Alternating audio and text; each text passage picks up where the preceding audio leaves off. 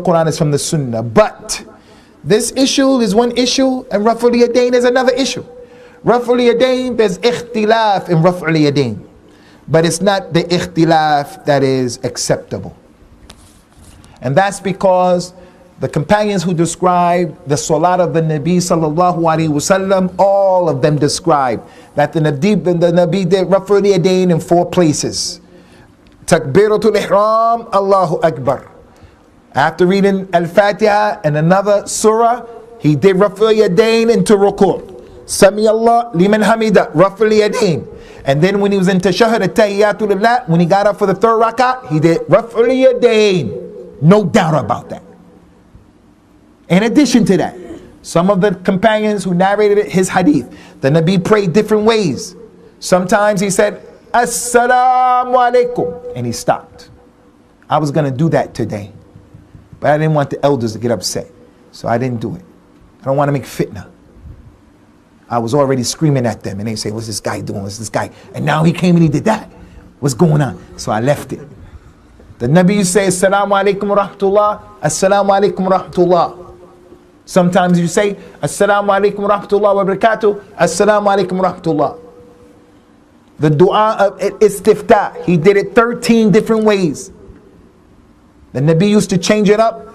One of the ways to give you khushu' and focus, if you do the routine salat, same thing all the time. Qul huwallahu ahad wal asr, Qul huwallahu ahad wal asr, Qul huwallahu ahad wal asr.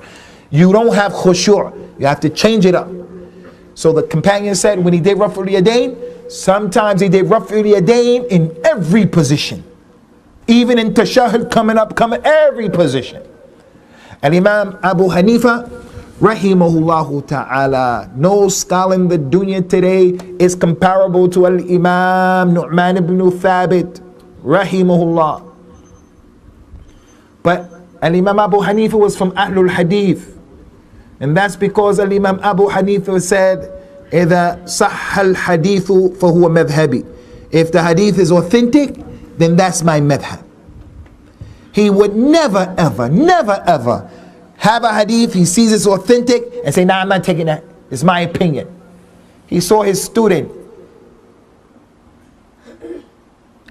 Abu Yusuf, writing, diligently writing. He said, وَيْحَكْ يَا يَعْقُوبْ إِنَّمَا أَنَا بَشَرٌ. Hey, woe unto you, Yaqub, Abu Yusuf. I'm a human being. I say something today, and I change my mind tomorrow, change my opinion, because the proofs come to me like that.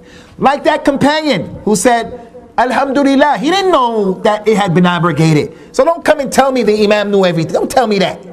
No one knows everything. Not Abu Bakr, not Umar, not Uthman, not Ali. Not Al-Imam Abu Hanifa, Al-Imam Shafi, Al-Imam Ahmed, Al-Imam Malik. No one knows everything. Everybody missed something. So in the Hanafi madhab, they don't do Raf'ul yadain, and they bring a hadith that the scholars graded as being not authentic. But if a person believes that they are authentic and he really believes that, then no problem. If he really believes it, he made ijtihad. He's a scholar, he made ijtihad. No problem, made ijtihad. He has the ability, no problem. But as for, you know that the hadith is not authentic, and you fight and you beat down hadith that are authentic, or you make up stuff the Prophet only did. Yeah, the Raf'ul yadain hadith are authentic, but the Nabi only did it because the people had idols under their arms. So he wanted them to drop the idols. I can make Raf'ul yadain and I'm still holding the thing. I'm still holding it. But that never happened. That's nasty kalam to the companions. They're Muslims coming to salat with idols? Nah. They weren't connected to idols. So Ikhwani, this is a really important point. You young brothers. What's your name, boy? Abrar. Huh? Abrar. What? Abrar. Abrar. What's your name, little man? Yeah, you. Samandar. Wow. How about you back there, little man? What's your name? Huh? Waqar?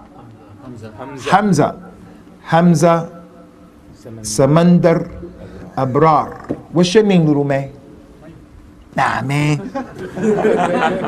He's fasting. Leave him. He's sleeping. He's fasting.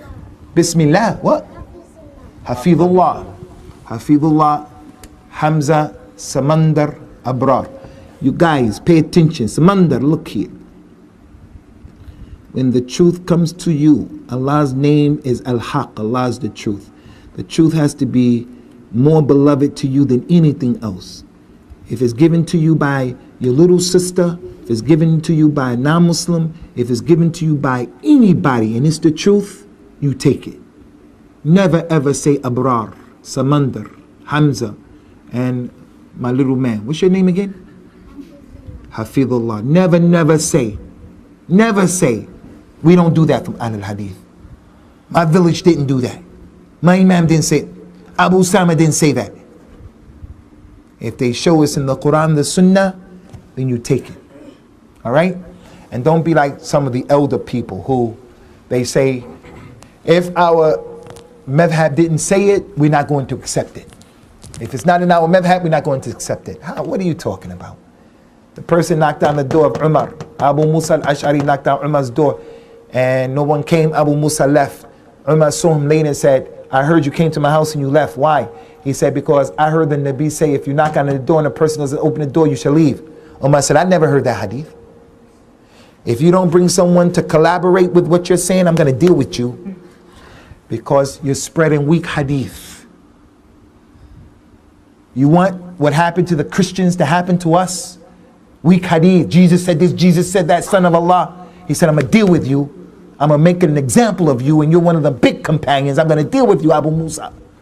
Abu Musa went to the Prophet's masjid and he saw the Ansar there and he was looking distraught. They said, what's the matter? He told them what happened. They started laughing. They said, we all heard that hadith and we're going to send with you the youngest one from amongst us, Abu Sa'id al-Khudri. He was a little kid like Samandar, a little bigger than Samandar. Samandar is a little guy. He said, we're going to send the youngest one. And then he went with Abu Musa to tell the Amir al-Mu'mineen, yes, we heard that, and the Ansar in the masjid, we all heard that. How is it possible Umar didn't hear that? And the Nabi would always say, I believe, and Abu Bakr and Umar believe. I came, and Abu Bakr and Umar came. I went, and Abu Bakr and Umar went. They were always with him. The Nabi would have his door closed. Nobody can come in except Abu Bakr and Umar. Only those two. How many days? Every day Abu Bakr and Umar is going to the Nabi. How did that simple sunnah pass by Umar? Umar. The Nabi said if it was a Nabi after me, it would have been Umar. The Nabi said when Umar goes down the street, Shaitan takes another street. Ayahs of the Quran. You know that hijab our women wear, niqab hijab? That was revealed because Umar. Making salat at the Maqam Ibrahim, Umar. So many ahkam of Islam, ayat of the Quran, Umar. And he didn't know that simple sunnah, knock on the door and stand to the side. So if the door opens up, you don't see the people inside. He didn't know that. That's a sign. If that passed him by, then how many hadith and sunnahs passed by Al-Imam Malik, Al-Imam Al-Shafi, Al-Imam Abu Hanifa, Al-Imam Ahmed? So Raf'ul Yadain is established, and for you people to know Ahlul Hadith, Raf'ul Yadain is from the sha'air of Ahlul Hadith. It's from the sha'air. It's from the distinguishing characteristics of Ahlul Hadith. Al-Imam al-Bukhari wrote a book, Raf'ul Yadain. Some of the ulama who wrote books about Aqidah, they used to put this in there. Raf'ul Yadain is from the usul of the Sunnah. They used to put that in there because some people go against it. People were using their intellect against the hadith. They would put certain fiqh issues in books of Aqidah because people would do things like they wouldn't do masah on the khuf. They would put that in a book of Aqidah. They would say you can't wear pants. They would put that in a book of Aqidah. Saying Bismillah ar-Rahman ar-Rahim. They would put that in books of the Aqidah and so forth and so on. So when you come to a masjid and you don't know the people, someone guides you to that masjid and you go in there for the first time and you see the people doing Raf'ul Yadain and you see the people doing the ishara with the usbu'. And you see the people, you say these people are al-hadith. And you can tell other people. He prays with his hands down like that. You say these guys are Maliki.